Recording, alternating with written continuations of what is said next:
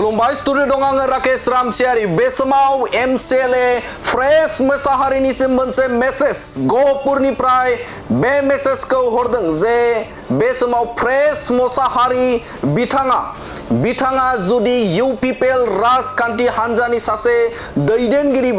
दैदेनगिरि जानायमोनब्ला बिथांखौ गोबां बुरजा भट होनानै देरहासार खालामगौमोन नाथाय बिथाङा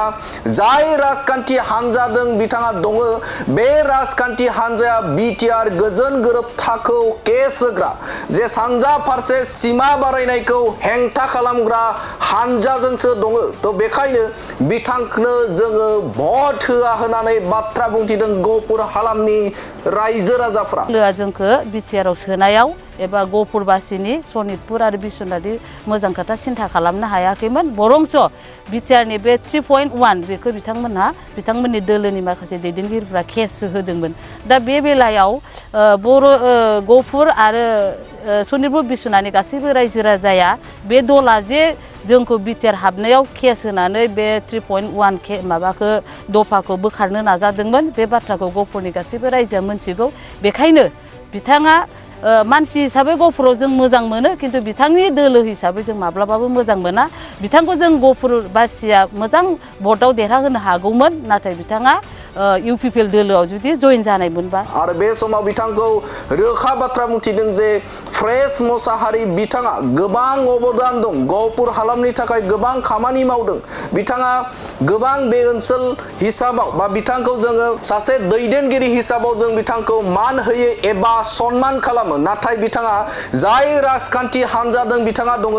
बे राजखान्थि हान्जाया BTR गोजोन गोरोबथाखौ केस खालामग्रा BTR गोजोन गोरोबथायाव थानाय 3.1 दफाखौ एबा सिमा बारायनायनि हेंथा खालामग्रा राजखान्थि हान्जाजोंसो बिथाङा दङ बेखायनो जों बिथांनो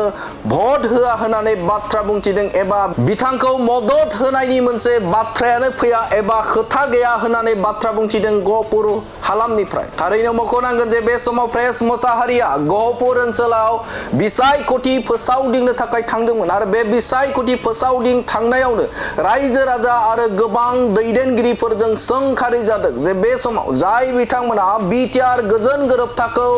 बिथांमोना जे बे समाव केस खालामग्रा BTR गोजोन गोरोबथाखौ दावदै गलासो होननानै बाथ्रा बुंग्रा आरो बेनि अनगायैबो बे समाव BTR नि जे सिमा बांहोनाय बे बांहोनाया माब्लाबाबो जाया बुंग्रा बे दैदेनगिरिफोरखौ सोंखारिदों बे समाव गहपुर आइजो गांखं UPPL नि आफादगिरि बिथां निजोरा बसुमतारिया गोख्रों रावजों बाथ्रा बुंथिदों जे बे समाव फ्रेश मोसाहारिया गोबां अबदान दं गहपुर हालामनि मानसि हिसाबाव जों बिथांखौ मोजां मोनो सासे दैदेनगिरि हिसाबाव मोजां मोनो नाथाय बिथाङा जाय राजखान्थि हान्जाजों दङ बे राजखान्थि हान्जाया BTR गोजोन गोरोबथाखौ केस खालामग्रा जे सानजा फारसे सिमाया बाङा होननानै बाथ्रा बुंग्रा एबा हेंथा होग्रा राजखान्थि हान्जाजोंसो दङ आरो बे राजखान्थि हान्जाजों थानायनि थाखायनो बिथांखौ जोङो मोजां मोना आरो बिथांखौ जों इयुननि समाव नाया होननानै बाथ्रा बुंथिदों आरो बिथाङा जुदि UPPL राजखान्थि हान्जायाव हाबनायमोनब्ला UPPL नि दैदेनगिरि जानायमोनब्ला बिथांखौ जोङो देरहासार होगौमोन होननानै बाथ्रा बुंथिदों बे समाव गहपुर आइजो गांखं UPPL नि आफादगिरि बिथां निजोरा बसुमतारि बिथाङा रोखा बाथ्राखौ बुंथिदों जे बे समाव जाय बिथांमोना गोलाव सम दुखु खस्थ'जों खैदां खैफोदजों बे समाव सिमाखौ बांहोबाय BTR आव सोसनबाय बे सोसननाय राजखान्थि हान्जाखौ गुबुन बोसोरफोरनिया आलादा बाथ्रा नाथाय देग्लाय बोसोराव 100% बिथांमोननो भट होनानै जों देरहासार खालामगोन मानोना बे समाव सानजा फारसे जाखिनि सिमा बांहोनाय दं एबा अर होनाय दङ दा बेवहाय गोबां माने खामानि मावनो गोनां दङ आरो जायखौ लानानै आथिखालनि सोरखारानो हाबा मावगासिनो दं जोंनि सायाव मोजाङै सानगासिनो दं दा बेखायनो हायो बै बायदि राजखान्थि हान्जाखौसो जों लाबोनानै जोंनि जौगाथाय आरो जोंनि आद्रा थानाय खामानिखौ जों मावहोगोन होननानै बाथ्रा बुंथिदों बिथाङा थारैनो मख'नांगोन जे बे समाव जाय बिथांमोना बिटिआर गोजोन गोरोबथाखौ हेंथा खालामदोंमोन बेरेखा खालामदोंमोन नाथाय बिसायख'थि सौफैनाय लोगो लोगोनो फोसावदिङाव फैनायखौ लानानै बे समाव गोख्रों फिनजाथाय होदों गहरपुर हालामनि इउपिपिएल राजखान्थि हान्जानि आइजो गांखंनि आफादगिरि बिथां निजोरा बसुमतारी बिथाङा गिबि गिबियावनो रादाब बुथुमगिरि नोंथांमोननिसिम आं खुलुमनाय बावबाय आरो बर' रायजो राजाफोरखौबो खुलुमनाय बावहरबाय जों दिनै माने जोंनि गहपुरा बिटिआरआव हाबबाय एसे सिगाङावनो माखासे गामि हाबखादों आरो दाखालि बावैसो गोबां गामि हाबबावबाय बेनि थाखाय जों जोबोद गोजोननाय मोनदों आरो बे गोजोननायखौ जों रायजो राजाफोरनि गेजेराव गामि गामि हाबनानै रायजोफोरनिफ्राय मत बिनिमय लादों आरो जायफोरा बे बिटिआरखौ सोसननायाव इन्टारेस्ट होनानै जोंनि गहपुरखौ माने बिटिआरआव सोसननानै मोजां हाबा मावदों बिथांमोनखौ जोङो दिनै गोबां थेंक्स बावदों आरो जोंनि इउपिपिएल दोलोनिनो चिफ प्रमद बर' सारनो जों रोजा रोजा साबायखर बावदों आरो लोगोसे बिटिआरनि सागानगिरिफोर बिथांमोननिसिमबो जोङो रोजा रोजा साबायखर बावदों जों जोबोद गोजोननाय मोनदों आरो बे गोजोननायखौ रायजो राजानोबो जों फोरमायनाय जादों बिथांमोनहाबो गोजोनफादों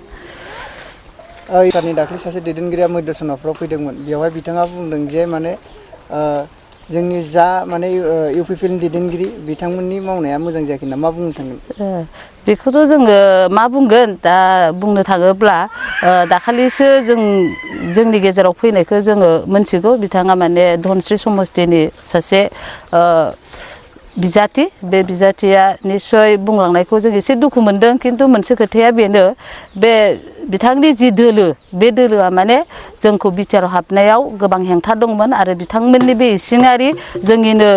बर' दैदेनगिरिफोरनि थाखायनो जोंनि बे सुक्तिया जोबोद बेले बेजेनि गेजेरजों दुखु खस्थ' सहायनानै जाबाय नाथाय बिथांमोना जोंखौ सोनायाव जेबो इन्टारेस्ट गैयामोन बेखायनो बिथाङा जि बाथ्रा बुंदों बेखौ जों फेक्टर होननानै गहपुरबासिया साननानै लायाखै आरो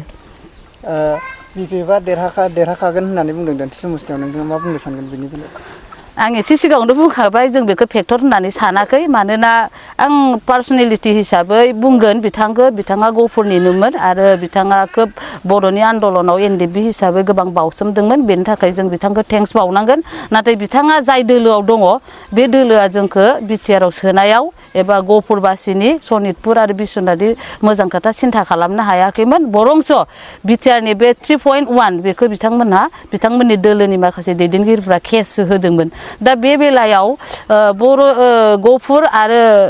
सनितपुर बिस्वनाथनि गासैबो रायजो राजाया बे दला जे जोंखौ बिटिआर हाबनायाव केस होनानै बे 3.1 माबाखौ दफाखौ बोखारनो नाजादोंमोन बे बाथ्राखौ गहपुरनि गासैबो रायजोआ मोनथिगौ बेखायनो बिथाङा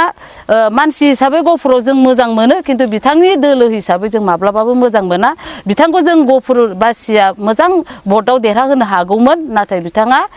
इउपिपिएल दोलोआव जुदि जइन जानायमोनबा दिनै बिथांखौ जों मोजां मोननायनि जेबो ओंथि थाया मानोना बिथांनि दोलोआ जोंखौ गहपुर रायजोखौ दुखु होदों इउपिपिएल हिसाबै बेसेबां आशाबादि गहपुरनिफ्राय जोंथ' दा गामि गामि हाबनानै मोनथिबाय जाय न'खरखौ दादों जाय हा हु होदों बिथांनि थाखायथ' जोङो गोबां मावनांगौ हाबा थाबाय बे बाथ्राखौ बयबो बुंदों रायजो राजाफ्रा बुंदों जोंहा इउपिपिएलनो गुरु दक्षिणा होनांगौ मानोना इउपिपिएलनि नाजानायावनो हा हुआबो जाबाय जों बिटिआरआव हाबनो हाबाय आरो ओरैबायदि जोंहा हाबा मावबावनांगौ दङ जाय बिटिआरआव हाबनायनि उनावबो जोंहा माखासे समस्ति दानांगौ आरो माखासे गामि हाबबावनांगौ आरो माखासे डेभेलपमेन्टनि गोबां सम आद्रा जानानै दं बेफोरखौ मावनांगौ बेफोरखौ मावफुंनोबा दा जोंहा 100% जायाखै 100% मोननो थाखाय गोबां हाबा मावनांगौ थाखाय जाय दोलोआ अनदों बे दोलोखौ जों 100% भट होनानै देरहानांगौ होननानै गोबां गामियानो माने बिबुंथि लाखिदों आरो जोंनि माखासे मुंख्लंफोरनि थाखाय इउपिपिएल सरकारा मोनसे बाजेट हमनानै गोजौनिफ्राय बियो प्रसेसआव सोलिगासिनो दं बेखौ मोनफुंनो हानायनि राहाया निस्सय जागोन बेहाय सिङाव हाबबासो बाथ्राखौ मोनथियो खिन्थु ओरैनो सा बुङोब्ला बेखौ बाथ्राखौ जेबो मोनथिया होननानै सानो खिन्थु प्रसेसआ गासैबो जाफुंगोन सुक्तियाव जि लिरदों बेखौ मावफुंनो होननानै प्रमद बर' सारा खोथा होखादों बेबायदिनो मावफुंगोन होननानै जों आसाबादिखा दासिमाव धनस्री समस्तिया बिपिएफनि आखायावनो दङ बेनि सायाव मा बुंगोन बियोथ' मोनसे समाव बिपिएफनि माबायावनो कब्जायावनो दङमोन जों बेखौ मोनथियो नाथाय दिनै मोनसे खोथाखौ नोंथांमोननो दिनै क्लियार पिक्सार हरनाय जादों जोंनाव 17,000निबो बारा दिनै इउपिपिएलनि दैदेननायाव माने बिटिआरआव हाबबाय बे सुबुङा जोंना एक्सटिया जानानै भटआ थांगोन खोब 1-2 हाजारा बाहेरायाव थांनो हागौ बियो भटनि साबाबिखा खिन्थु गफुरबासि एबा गफुरनि थागिबिफ्रा थामोनथाखो नायनानै जायनो अननांगौ बे अननायखौ गोरबोजों दङ आरो बे गोरबोनि अननायखौ रावबो बोखानो हानाय नङा एबार खनसेखौ हाजार बुंबाबो माने गफुर रायजोखौ फोथायहोनो हानाया गोब्राब निश्चय इउपिपिएलआ 95% भट लानानै देरहाहोनो हागोन होननानै जों मिजिं थिदों आरो बेखौ प्रतिश्रुतिबो होदों रायजोफ्रा दिनैनि बे समाव रायजो राजानिफ्राय माबायदि अनसायनाय मोनदों रायजो राजाफ्रा जेराव थाङो बेहायनो बिराद अनदों आरो बयबो गामिया जोंनावबो माने मिटिं खालामाखै जोंनावबो हाबफैदो होननानै बुंदों आरो गामिनि गावबुरा सेक्रेटारि बयबो माने मोनसेल' बाथ्रा बुंदों जे जोङो 100% भट होनायनि खोथाखौ सिन्था खालामदों मानोना जोंहा हा हुआ जाबाय आरो जों बिटिआरआव हाबबाय बाखि डेभेलपमेन्टखौ मावनोबा जों बे सरखारखौनो फोथायनांगोन आरो बे सरखारा निश्चय बे दोलोनि सुबुंफोरा एबा दैदेनगिरिफ्रा निश्चय जोंखौ आरोबाव बांसिनै नायगोन बेबायदि बाथ्राखौ बयबो बिबुंथि लाखिदों आरो दा बिसोरबो 100% देरहागोन बा बेयावहाय 40टा समस्थियावबो बिजाथि गेलेगोन होननानै बुंदों मा बुंनो सानो बेथ' दा कंग्रेसनि अबस्थाया मा नोंथांमोनाबो मोनथिगौ आरो इलेक्सनखौ जेब्ला गेलेयो रावबो जेनगोनखौ होननानै बुंखाया नाथाय बिनि महर मोखांखौ आरो बिनि थासारिखौ जों बयबो रायजो राजायासो मोनथिगौ दिनैनि दिनाव कंग्रेसआ बर' समाजाव फेक्टर होननानै आं साननानै लाया आरो नङाबो मानोना बिथांमोना बबेबा जायगायाव केम्पिं खालामनानै रायजो राजा लानानै दिनै मिटिं खालामनो हानायनि अबस्थायानो गैयाबा देरहानायनि लामायालाय बबेयावथो नागिरनानै मोनो समस्थियाव इउपिपिएलखौ ब्रैथि मासियावसो दं होनदों मा बुंगोन बियो नङा मानोना धनस्रि समस्थियाव जेसेबां दङ आगोलाव जेनेबा एसे भटआव जेनदोंमोन खिन्थु दिनै जोंनि गफुरानो 17,000 जुदि एक्सटिया भट थाङोबा आरो माखासे बिथांमोननिफ्रायबो 50 बा 60 मोनबाबो जोङो मोजाङै बिपुल भटआव देरहाहोनो हागोन होननानै जोङो आसा खालामदों आरो देरहानाया खाथां मानोना जोंनिफ्राय भटआ बाहेरायाव थांनाय नंला